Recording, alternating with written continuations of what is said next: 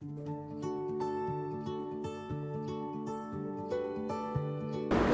tahun ajaran 2020-2021, alhamdulillah saya mendapatkan amanah untuk membimbing 2 personal project. Untuk yang pertama tentang penggunaan media tanam hidrogel untuk menanam.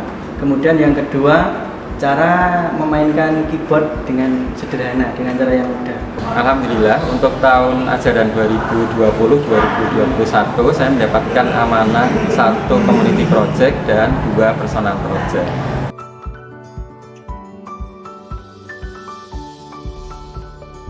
Kalau untuk bimbingan itu kan selain sudah ada jadwal dari koordinator CPPP, itu juga karena saya bimbingnya 3, selain kegiatan ngajar itu juga memang dari saya sendiri mentargetkan ada bimbingan di luar yang dijadwalkan sama koordinator CPPP. Misal kalau hari Sabtu itu biasanya kan anak tidak ada kegiatan pembelajaran, itu bisa saja saya bimbingan baik lewat, biasanya kan udah ada grup WA, bisa lewat grup WA menanyakan progres, atau kalau semisal karena ini pembelajaran biasanya sampai jam 11.30 kan, biasanya siangnya itu saya ada Zoom meeting, tergantung kesepakatan antara saya dengan anak.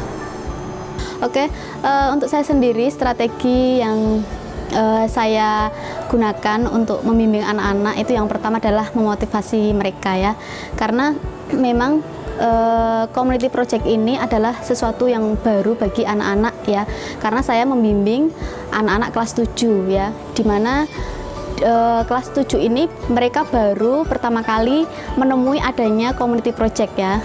Kalau misalnya dari SD Al-Firdaus sendiri pun nggak masalah karena mereka sudah pernah menemui ini exhibition ya. Karena anak yang saya bimbing ini berasal bukan dari sekolah Al-Firdaus SD-nya ya, otomatis ini adalah sesuatu yang baru bagi mereka. Nah, untuk membangun kepercayaan diri anak-anak bahwa community project itu nggak sulit, nah itu saya memotivasi mereka dulu, insya Allah ini mudah kok, nggak sulit. Nah, terus yang kedua strategi saya adalah melakukan pembimbingan ya Bu ya, karena kondisi sekarang ini baru pandemi, otomatis pembimbingan yang kita lakukan adalah secara virtual ya. Setiap pekan kita akan melakukan pembimbingan ya, sama memperkenalkan kepada anak-anak tentang apa itu community project dulu ya, karena memang itu baru sesuatu yang baru bagi mereka. Oke, untuk proses pembimbingan seperti role yang diberikan oleh Satya personal project dan community project, bahwa kita diberikan petunjuknya, role-nya, kemudian setelah itu kita membuat grup WA untuk komunikasi, baik itu komunikasi penyelesaian tugas maupun jadwal-jadwal yang biasanya diberikan oleh panitia personal project atau community project. Selain dengan menggunakan WA, kita juga melaksanakan pertemuan dengan tatap muka pas pada saat pembelajaran selesai, kemudian kita berkumpul di ruangan INS. Setelah itu kita bahas, dan kalau tidak selesai bisa diselesaikan menggunakan video call yang bisa kita lakukan, kemudian juga melalui Zoom meeting.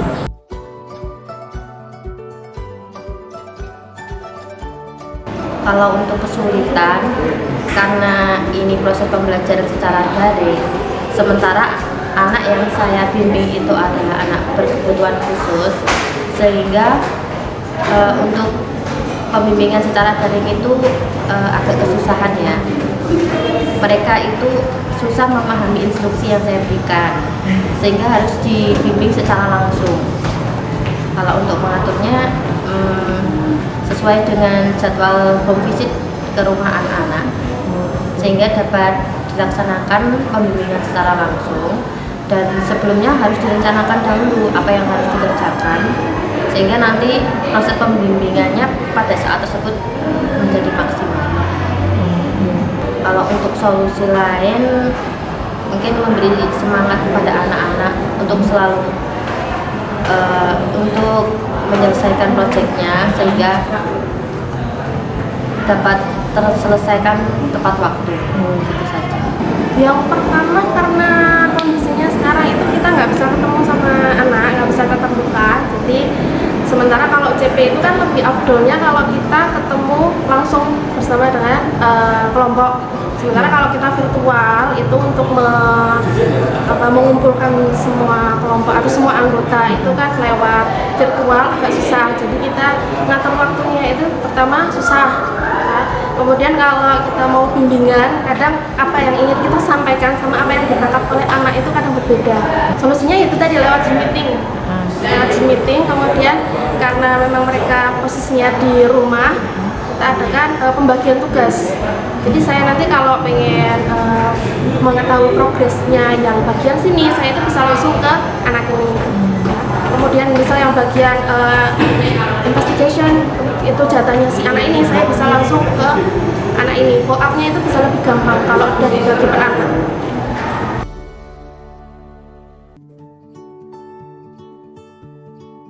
Kalau anak-anak sekarang untuk community project-nya alhamdulillah sudah sampai tahap pembuatan video dan penguploadan foto di Instagram itu ya Bu ya kemarin itu.